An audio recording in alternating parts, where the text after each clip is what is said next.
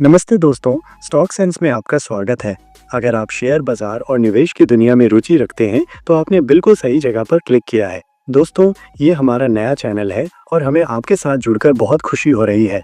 हमारा मकसद है कि स्टॉक मार्केट को आसान भाषा में आप तक पहुंचाया जाए ताकि आप सही जानकारी के साथ अपने वित्तीय फैसले ले सकें। तो प्लीज हमारे चैनल स्टॉक सेंस को सब्सक्राइब कर लीजिए और बेल आइकन दबाना मत भूलिएगा। हमारा वादा है कि हम आपके लिए ऐसे ही दिलचस्प और ज्ञानवर्धक वीडियो लाते रहेंगे जो आपको एक स्मार्ट इन्वेस्टर बनने में मदद करेंगे। आपके समर्थन से ही हम आगे बढ़ पाएंगे, तो कृपया अपना प्यार और साथ बनाए रखें।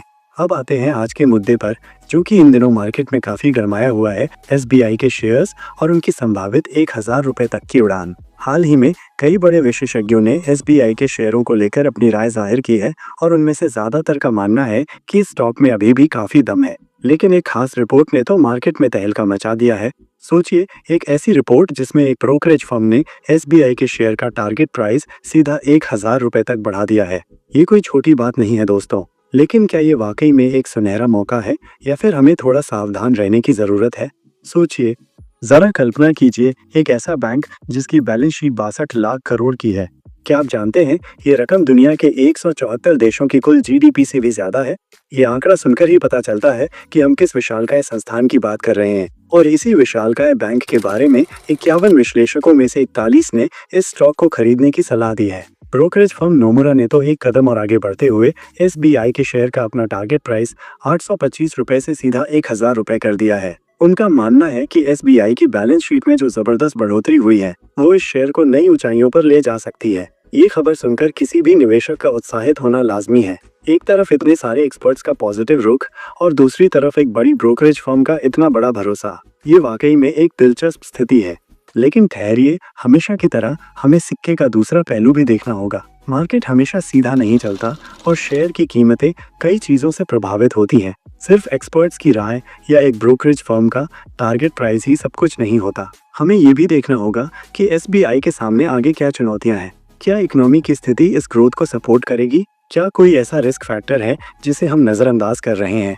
कुछ विश्लेषक अभी भी थोड़े कॉशियस हैं। उनका मानना है कि हमें थोड़ा इंतजार करना चाहिए और देखना चाहिए कि चीजें किस दिशा में जाती हैं। हो सकता है कि 1,000 रुपए का टारगेट प्राइस थोड़ा ज्यादा ऑप्टिमिस्टिक हो और जमीनी हकीकत कुछ और हो। इसलिए सिर्फ उत्साह में बहकर तुरंत कोई बड़ा फैसला लेना समझदारी नहीं होगी। तो अब सवाल ये है कि हमें क्या करना चाहिए। क्या एसबीआई का शेयर सच में 1,000 रुपए तक पहुंचेगा? और अगर पहुंचेगा तो कब तक? क्या हमें एक्सपर्ट्स की राय पर भरोसा करके अभी निवेश कर देना चाहिए या फिर हमें थोड़ा और रिसर्च और एनालिसिस करने की जरूरत है? क्या ये वाकई में एक सुनहरा मौका है जिसे हमें नहीं गंवाना चाहिए, या फिर ये एक ऐसा ट्रैप हो सकता है जिसमें फंसकर हमें नुकसान उठाना पड़ सकता है? इस सवाल का जवाब ढूंढने के लिए हमें सिर्फ हेडलाइंस पर नहीं जाना होगा। हमें एसबीआई के फंडामेंटल्स को समझना होगा, कंपनी के बिजनेस मॉडल को देखना होगा और ये भी समझना होगा कि मार्केट के हालात इस ग्रोथ को कितना सपोर्ट कर रहे हैं। आज हम इसी सवाल का जवाब ढूंढने की कोशिश करेंगे और आपको एक बैलेंस्ड पर्सपेक्टिव देने की कोशिश करेंगे ताकि आप अपनी मेहनत की कमाई को लेकर एक सोच समझकर फैसला ले सकें। तो बने रहिए इस वीडियो के साथ और अपनी राय कमेंट सेक्शन में जरूर बताएं। निश्चित रूप से भारतीय स्टेट बैंक एसबीआई भारत का सबसे बड़ा सार्वजनिक क्षेत्र का बैंक है, जिसका मार्च 2024 तक बैलेंस शीट आकार 61 लाख रुपए करोड़ से अधिक है। बैंक का जमा और अग्रिम बाजार हिस्सा क्रमशः 22.55% और 19.06% है और वित्तीय वर्ष 2024 में जमा और अग्रिम दोनों में मजबूत वृद्धि देखी गई। एसबीआई ने 61,077 करोड़ रुपए का स्टैंडअलोन शुद्ध लाभ दर्ज किया, जो 21.59% की वृद्धि दर्शाता है और इसकी गैर निष्पादित परिसंपत्तियां लगातार गिरकर सकल एनपीए 2.24% और शुद्ध एनपीए 0.57% हो गई हैं।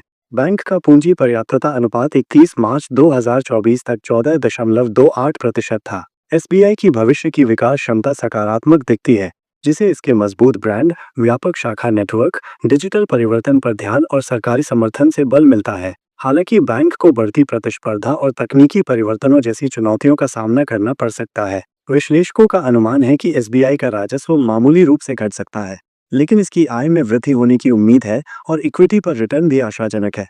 जरूरी सूचना दोस्तों, मैं फिर से याद दिलाना चाहूंगा कि ये सिर्फ हमारी बातचीत है, एक जानकारी साझा करने का प्रयास है। इसे किसी भी तरह से इन्वेस्टमेंट एडवाइस न समझें।